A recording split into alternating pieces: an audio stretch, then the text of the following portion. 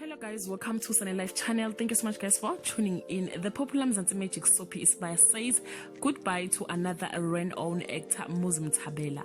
Mthabela played the character of Duma Ngema for 7 years. His character grows from being a hitman for the Ndlovos to becoming a powerful man in the valley as the regent to the Ngubane chieftaincy.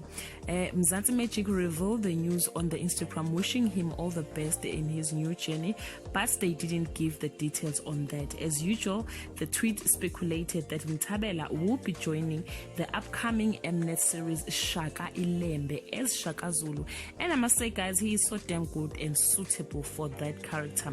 Khathaza from Uzalo is coming back to Isibaya, and I'm sure he will be our new regent to the Ngubane chieftaincy, as Dabula is still arrested guys. Truly speaking, Isibaya is losing actors, but it is for good cause guys. If you love Duma, bid him a farewell on the comment section. I love you so much guys. Bye.